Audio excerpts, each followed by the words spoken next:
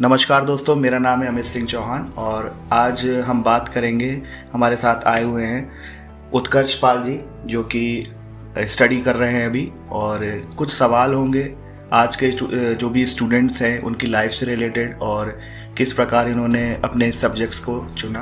तो चलिए हम बात करते हैं उत्कर्ष जी से। उत्कर्ष जी, आपका बहुत बहुत स्वागत है और हम आपसे जानना चाहेंगे कि आपने जो BMS कॉलेज है सेलेक्ट क्यों किया और BDS कॉलेज को क्यों नहीं किया सेलेक्ट आपने, जबकि आपके मार्क्स भी अच्छे थे।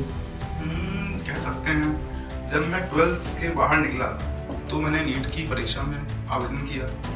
मैंने करीबन 3 साल तैयारी की और मतलब जोश खोश से, ऐसा नहीं कि मतलब लोग घूमते फिरते हैं। मैं भी MBBS के पीछे लगा हुआ था जी। 2 साल तैयारी की दिया। मैंने सोचा ईश्वर की हेल्प की वजह से मैं निस्वार्थ भाव से मेहनत करता हूँ, मैंने करा। लेकिन बाई चांस 2 बार में तो नहीं हो पाया। तीसरे बार मेरे कोचिंग में भी नंबर अच्छे आ रहे थे, लेकिन मैंने क्या किया कि मैं चला गया बाहर पढ़ने। और जब मैं पढ़ने गया वहाँ क्या हुआ कि वहाँ के 10 सेंटरों में 20-20 मिनट की लाइट चली गई थी। मेरा लास्ट अटेम्प्ट था मेरा, तो मैंने सोचा कि कर लेते हैं। और वहाँ जब लाइट चली गई तो थोड़ा मैं पैनिकमेंट आ गया मेरे अंदर। पैनिकमेंट आ गया तो मेरे कुछ क्वेश्चंस थोड़े से रह गए। मेरे मार्क्स तो 477 है और एक गुड स्कोर 80,000 मेरी रैंक है जी। तो मतलब एक गुड स्कोर था। तो जब नंबर आए तो मतलब मैं थोड़ा रोया गया। इसके बाद क्या हुआ कि मैंने सोचा कि मैं बेस्ट ऑप्शन क्या चुनता हूँ। जैसे MBBS के बाद लोग BDS चुनते हैं आज के ज़माने में, लेकिन फिर मैं डेंटिस्ट के पास गया। मतलब मैंने पूछना था कि क्या क्या इसमें और अच्छा है। तो जो डेंटिस्ट के पास गया उनकी वाइफ BMS थी और डेंटिस्ट से ज़्यादा उनकी वाइफ पैसे कमा रही है। अच्छा। हाँ, क्योंकि उन्होंने बताया कि BMS का स्कोप बहुत ज्यादा आगे बढ़ चुका है। अब BMS डॉक्टर 51 टाइप की सर्जरी कर सकता है, ऐसा योगी जी ने पास कर दिया है जी कि 51 टाइप की सर्जरी कर सकता है BMS डॉक्टर। BMS के बहुत सारे आयुर्वेदिक कॉलेज बनाए जा रहे हैं बैठे बैठे, और BMS में जॉब बहुत इजीली मिल जाती है अगर आपने सही ढंग से पढ़ा हो तो। इस वजह से मैंने BMS ज्वाइन किया क्योंकि बहुत अच्छा स्कोप चल गया उसका जी। तो अच्छा, जैसे कुछ चीजें और भी हैं, जैसे BMS जो स्कोप है इसका आजकल बढ़ता जा रहा है, स्कोप जो है इसके बारे में हम जैसे कुछ और भी आपसे जानकारी जाएंगे कि और इसमें क्या क्या स्कोप है, और जो आने वाली जो नेक्स्ट जो है, जैसे मान लीजिए आपने तैयारी किया, आपने सेलेक्ट किया, आपने कॉलेज वाले सेलेक्ट किया, तो आप क्या ऐसा मतलब कि मैसेज देना चाहेंगे जो बच्चे अब जो इस टाइम तैयारी कर रहे हैं उनके लिए क्या मैसेज रहेगा? मेरा तो मानना है कि इंसान को 4 अटेम्प्ट तक देना चाहिए। बाकी देने वाले और भी दे सकते हैं, अगर आपने बहुत ज़्यादा कॉन्फिडेंस है, शक्ति दे सकते हैं, उसको कोई दिक्कत नहीं है। 4 अटेम्प्ट तो देना चाहिए। फिर आपको बेस्ट ऑप्शन चुनना चाहिए जो कि इस समय BMS चल रहा है। BDS भी अच्छा है, लेकिन BMS अब उससे ऊपर बढ़ चुका है। तो ये भी मैं कह सकता हूँ कि BMS में भी आप सर्जन बन सकते हो MS करके। आप MBBS में भी सर्जन बन सकते हो। सर्जन से 2 में बन सकते हैं, MBBS करके और BMS करके। तो मुझे तो मतलब मेरा सर्जन बनने का बहुत मन था।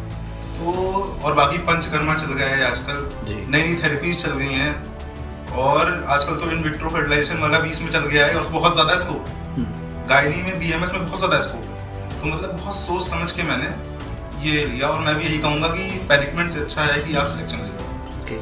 अच्छा, जैसे हम देखते हैं कि कुछ समय पहले अगर चले जाएं, जैसे आप लोग तो अभी स्टडी कर रहे हैं और पढ़ाई कर रहे हैं, जैसे हम अपने टाइम की बात करें तो मतलब उस टाइम क्या होता था कि ज़्यादा स्कूलों में इन सब चीज़ों पे ध्यान नहीं दिया जाता था। जैसे मान लीजिए बच्चा छोटा है, ठीक है, तो उसको ये नहीं पता होता था कि उसको बड़े होकर एग्जैक्टली करना क्या है, ठीक है। तो ये आपको कब ख्याल आया ऐसा कि हाँ कि मुझे इस लाइन को सेलेक्ट करना है या इसी लाइन में आगे बढ़ना है, इसी को कुछ करना है, ये आपने कब सोचा? मेडिकल लाइन का आपने कब सोचा? मेडिकल लाइन का मैंने सोच रखा था करीबन 10th क्लास के बाद। 11th में मैंने सोच लिया था जी कि मुझे मेडिकल लाइन में जाना है, क्योंकि मतलब मैं उस टाइप का था कि मुझे लोगों का दर्द में देख नहीं पाता था। तो मेरा मानना था कुछ मेडिकल लाइन में ऐसा लाऊंगा कि लोग कम पैसों में अच्छा इलाज करा पाए। तभी मैंने मतलब मुझे जाना मेडिकल लाइन में था। मुझसे बहुत लोगों ने कहा कि BSc कर लो, बहुत लोगों ने कहा लाइन बदल दो, MBBS का नहीं हो पा रहा था तो जी। लेकिन मेरा मन था कि मुझे मेडिकल लाइन में जाना है, कुछ अच्छा करना है। आप जिस फील्ड में पढ़ोगे, निस्वार्थ भाव से हार्डवर्क करोगे, आपको कुछ ना कुछ बढ़िया ही मिलेगा। और आइडियोलॉजी अच्छी होनी चाहिए। बिल्कुल बिल्कुल। हाँ, क्योंकि जैसे हम सुनते आ रहे हैं, जैसे भाई जो इस फील्ड का होता है डॉक्टर के अंदर से एक भाव होना चाहिए, क्योंकि ये भी जैसे हम ये नहीं कहेंगे एक समाज सेवा है, लेकिन फिर भी भगवान के बाद अगर किसी को भगवान का दर्जा दिया जाता है तो वो डॉक्टर को ही दिया जाता है। तो ये तो आपने बहुत अच्छी बात कही। और दूसरा, जैसे कुछ समय पहले रैगिंग भी बहुत होती थी। नहीं हमारे अब आज के टाइम में क्या, जैसे हमारे टाइम में तो ये होता था कि आए दिन खबरें मिलती थी कि भाई ऊपर खड़ा कर दिया, इधर से लेके वहाँ तक छत नापो, उधर से पैदल लाओ सीढ़ी नापो, गाना गा के सुनाओ या नाच के दिखाओ या उसको छेड़ के आओ। आपके समय में भी ऐसा कुछ है? मेरे समय तो भी मेरा ऐसा तो कुछ नहीं हुआ, लेकिन अब तो एंटी रैगिंग बन गई होगी। रैगिंग का लोग गलत फायदा उठाने लगे, इस वजह से एंटी रैगिंग बन गई कि अब एक पुलिस को कॉल जाता है तो पुलिस आती हुई दौड़ती भागती हुई आती है। लेकिन रैगिंग का मतलब ये नहीं है, जो अच्छे सीनियर से रैगिंग का मतलब ये नहीं है कि आप किसी से नाच गवा रहे हो, मतलब कुछ गलत गलत चीजें कर रहे हो, ऐसा नहीं है। हमारे सीनियर्स तो बहुत अच्छे हैं, हमारे सीनियर्स बहुत अच्छे हैं। वो आपको सिखाते हैं बिहेव करना, कि मतलब आप बड़ों से कैसे बात करो। हाँ, मतलब जैसे होता क्या है कि जैसे सीनियर जूनियर्स का इंटरेक्शन होना चाहिए। मतलब हमारा भी मानना यह था कि भाई अगर आप अच्छे तरीके से अच्छे लहजे से बात कर रहे हैं, मान लीजिए अगर आपको जानना ही है तो एक अच्छी तरीके से भी पूछ सकते हैं, लेकिन अगर आप उसको गलत तरीके से पूछते हैं तो उसका एक गलत मैसेज भी जाता है, सीनियर और जूनियर के बीच एक दीवार खड़ी हो जाती है। अगर मान लीजिए जैसे टीचर और स्टूडेंट्स के बीच में भी पहले टाइम में एक दीवार ही रहती थी, बच्चे आधे ज़्यादा डरे रहते थे कि इनसे पूछे कि ना पूछे।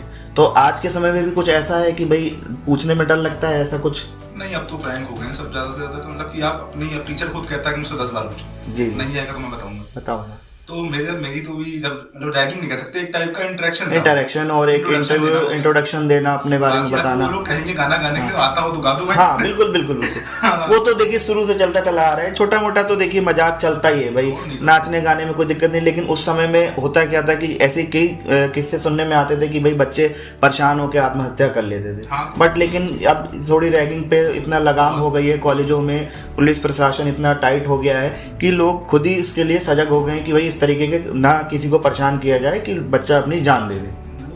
और दूसरी चीज़ ये चाहूँगा, आप जैसे नीट की तैयारी करते समय आपको कोई ऐसी प्रॉब्लम आई या क्या ऐसा फील हुआ जो मतलब कुछ अगर आप बताना चाहें इस बारे में? देखिए, जब नीट में बच्चा एडमिशन लेता है कोचिंग में, तो वो मई में लेता है। मई में बहुत अच्छा, पहली बात तो इसमें क्या होता है, फ्रेंडशिप बहुत लिमिटेड होनी चाहिए। मतलब ऐसा नहीं है कि आपको ऐसे दोस्त हों जो बाहर आपको ही फोन कर रहे हैं, आओ पढ़ लिया और चलते हैं घूमने, ऐसा नहीं होना चाहिए। आपको नीट की पढ़ाई बहुत ही शांत दिमाग से करना चाहिए। अप्रैल मई जून जुलाई ये महीना तो ज़्यादा जितना आपने अच्छा पढ़ा, लेकिन अगर आपने नवंबर दिसंबर जनवरी फरवरी में टाइम निकाला, उसमें आप खेलने कूदने चले गए तो फिर नहीं हो पाता।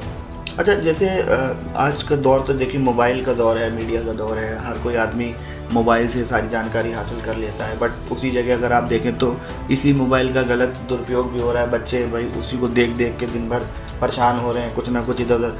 तो क्या आप इसको जैसे मोबाइल को पॉजिटिव वे में लेते हैं या नेगेटिव वे में लेते हैं, कि जैसे आपको कुछ चीज़ें हैं, क्योंकि हर चीज़ का एक नेगेटिव पॉइंट भी होता है, एक पॉजिटिव पॉइंट भी होता है। जैसे मान लीजिए आपको कोई चीज़ जानकारी लेनी है, अब जैसे उस समय में कुछ भी पूछना होता तो हमें टीचर के पास जाना होता था, या हम अगले दिन का इंतजार करते थे, या हम कहीं कॉपी किताब पढ़ते थे, या हम मार्केट से किताब। लेकिन अब हमारे पास ज़्यादातर जो चीज़ें हैं मोबाइल पे ही अवेलेबल है। तो क्या आपने मोबाइल से भी कुछ तैयारी करी, इसका कुछ मतलब कि आपको पॉजिटिव मिला? जी, मैंने PW ऐप से पढ़ाई की थी और आकाश से भी की थी कुछ जी। PW ऐप से जैसे कि क्या होता है कि इनका कंटेंट बहुत बढ़िया है, बहुत बढ़िया कंटेंट। तो ये रहता था कि एक मिनिमम अकाउंट में मिनिमम 4,500 की फीस रहती है एक साल में, और आप कोचिंग करते हैं तो लगते हैं 90,000 रुपए, 95,000 1 लाख रुपए लगते हैं। हाँ बिल्कुल। तो कंटेंट इनका बहुत बढ़िया था, तो मैंने इनसे ही पढ़ाई की थी। और मतलब मेरे मुश्किल से 40 नंबर कम थे जी, MBBS सीट से लेके। तो कंटेंट इनका बढ़िया है, प्राइस कम है और पढ़ाते ही बहुत बढ़िया है। लेकिन वही है, बस एक ही है डिसिप्लिन, उसमें डिसिप्लिन की कमी हो जाती है। जब ऑनलाइन बच्चा पढ़ता है उसको लगता है कि 2 बजे का लेक्चर 4 बजे कर लो, और जब कोचिंग जाता है तो उसको पढ़ना ही पढ़ना, टीचर बैठा हुआ है क्या नहीं करेगा, वो पढ़ेगा। तो अच्छा ही इस्तेमाल मैंने किया, मतलब मोबाइल का तो ऐसा कोई वो नहीं। लेकिन बहुत से लोग हैं चला रहे हैं, कंटेंट वो देख रहे हैं, उसका वो नॉलेज का, स्टडी का, और बीच में रीले चला दे रहे हैं, तो उससे फिर कोई फायदा नहीं होता, क्योंकि फिर वो माइंड डिस्टर्ब होता है। फिर कई ऐसी चीज़ें होती है, आदमी सोचता है चलो आज नहीं कि हम कल पढ़ लेंगे, कल पढ़ लेंगे, तो कल आया दिन तुम परसों पढ़ लेंगे। तो इस तरीके से टाइम भी खराब होता है। अच्छा उत्कर्ष जी, कोई ऐसा इंसिडेंट जिससे आपको कोई डर लगा हो, कोई ऐसा भय आया हो आपके जीवन में कुछ? हाँ, एक बार कह सकता हूँ कि मतलब मैं गॉड को बड़ा मानता हूँ। तो मैं अपनी बुआ घर गया था, मेरे बुआ जी की डेथ हो गई। मैं गया था, मतलब मैं एकदम चिल टाइप का आदमी था। तो घर वाले मतलब पहले कहते थे, मैं मानता नहीं था, कि घर वाले कहते थे कि मतलब कोई इंसान के डाइड हो जाए तो उसके कमरे में नहीं जाना चाहिए। अब क्या हुआ कि मैं गया और मेरी आ रही थी नींद, तो मैं नीचे सो गया उनके रूम में। इसके बाद फिर क्या हुआ, मुझे उठाया गया कुछ मुझे कुछ काम के लिए। फिर मैं चला गया ऊपर और मैंने कहा चलो यहाँ सो जाते हैं। वो मेरे ऊपर का कमरा था जी, मैं सो गया। अब पता नहीं क्या हुआ एकदम से कि अब साइंस कुछ और बोलती होगी, लेकिन मतलब मैंने अपने आप से जो खुद महसूस किया, मैं गया अंदर, सो गया। अब मेरा मन उठने का हुआ, लोग मुझे नीचे, मतलब मैंने कहा घर चलना चाहिए, और लोग मुझे बुला रहे थे। तो मतलब मैं उल्टे बल सोया हुआ था। और फिर क्या हुआ कि मतलब मैं उठना चाह रहा हूँ, मैं बोलना चाह रहा हूँ, लेकिन मैं बोल नहीं पा रहा हूँ। मैं आवाज निकालना चाह रहा हूँ, आवाज निकाल नहीं पा रहा। मैं हाथ हिलाना चाह रहा हूँ, हाथ नहीं हिल पा रहा जी। पता नहीं ऐसा क्या हुआ, मुझे ऐसा लग रहा है कोई एनर्जी मतलब मुझे ऐसे दबा रही है। तो वो तो मतलब बहुत ही, मैं खुद पहली बार भयभीत हो गया था कि, और लास्ट में क्या हुआ, मैं पैर हिलाना चाह रहा हूँ, पैर नहीं हिल पा रहा। मैं आवाज देना चाह रहा हूँ, मेरा मोबाइल बज रहा है, लेकिन मैं मोबाइल उठा नहीं पा रहा। फिर क्या हुआ, मुझे हनुमान चालीसा जैसा थी, तो मैंने उस दिन मतलब गजब का अलग से कुछ देखा कि मैंने हनुमान चालीसा पढ़ी। और जैसी हनुमान चालीसा मैंने पढ़ी है, 12-15 लाइनें जैसे उसकी पढ़ी है, पता नहीं कैसे मैंने कोई एनर्जी चली गई और मैं उठ गया और अपने आप चलने लगा। मैं बहुत डर गया, तुरंत भागा मैं गेट बंद करके नीचे जी। तो पहली बार मतलब ऐसा इंसिडेंट था जिससे मुझे डर और भय लगा। तो अब मैं सब मानता हूँ भैया। अच्छा, जैसे मतलब हमने भी ऐसा कई बार सुना है कि जैसे जो यंग जनरेशन है, ज़्यादातर लोग मतलब आज के टाइम में भगवान को मानने वाले मानते हैं, नहीं मानने वाले नहीं मानते। लेकिन आपने जो अपना एक इंसिडेंट रहा, इससे हमें लगा कि जैसे आप शायद पहले थोड़ा मानते होंगे लेकिन उतना नहीं मानते होंगे। लेकिन होता क्या है कि जैसे कभी कभी कुछ हमारे जीवन में कुछ ऐसी घटनाएं घटित होती हैं जिससे हमें उसके ऊपर विश्वास होने लगता है। तो इससे आपके मतलब कुछ करियर पे या इस पे कि आपको ये लगा कि हाँ मुझे भगवान की पूजा करनी चाहिए और उसके बाद पढ़ने लिखने पर ध्यान देना चाहिए? नहीं, कुछ ऐसा कुछ परिवर्तन आया? परिवर्तन तो देखिए ये सब आया है कि आप निष्कर्म कीजिए, आइडियोलॉजी बढ़िया रखिए, ईश्वर पे विश्वास रखिए, और जिस फील्ड में भी आप जाएंगे बढ़िया होगा। आप आइडियोलॉजी बढ़िया रखते हैं और अच्छे कर्म से रखते हैं। कभी कभी क्या होता है, पंकज त्रिपाठी वो बड़े एक्टर हैं, मतलब मैं उनको थोड़ा मानता हूँ, फैन कर सकता हूँ। उन्होंने कहा था कि मैं पहले नॉर्मल टहलता था, मुझे कोई मूवी भी नहीं मिलती। मैं सोचने लगा, उन्होंने हार मानी, लेकिन फिर उनके मन में यह आया कि हार नहीं माननी है। उन्होंने वो छोटा छोटा काम किया है जो शायद एक्टर नहीं करते, छोटे छोटे काम किए। उन्होंने कहा कि जब कुछ ना मिले आपको तो कुछ अच्छे की तैयारी है। तो मतलब ये बात मान के मैंने हमेशा सही करा, और हर एक फील्ड में कुछ ना कुछ नॉलेज है। बच्चे छोड़ते हैं सिर्फ एमबीबीएस, तो मैं कह सकता हूँ एमबीबीएस अच्छा है, लेकिन एमबीबीएस के बाद भी बहुत ही ऐसी लाइन में आप एमबीबीएस से भी ज्यादा पैसा कमा सकते हैं। तो देखिए दोस्तों, उत्कर्ष जी ने हमें आज बताया कि आज की डेट में जरूरी नहीं है कि हर चीज़ आप छोड़ते चले जाएं, लेकिन हाँ अगर आप कुछ कर रहे हैं, अगर आप कुछ तय कर लिया आपने करने का, कुछ अगर आपके अंदर कुछ पॉजिटिव वेव्स हैं, कुछ आप सोचते हैं कि हाँ हमें कुछ करना है, तो उस विषय पे आप ध्यान दें और आगे बढ़ते चले जाएं।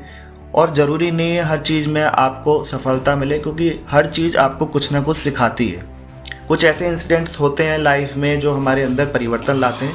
तो हम तो आपसे यही कहना चाहेंगे कि जीवन में कुछ ना कुछ करते रहना चाहिए आपको और आगे बढ़ते रहना चाहिए। सफल होने के लिए एक दिन में आपको सफलता नहीं मिलती है, लेकिन हाँ एक ना एक दिन आपको सफलता ज़रूर मिलती है। तो इसी के साथ हम अपने इस आज के एपिसोड को विराम देते हैं। नमस्कार।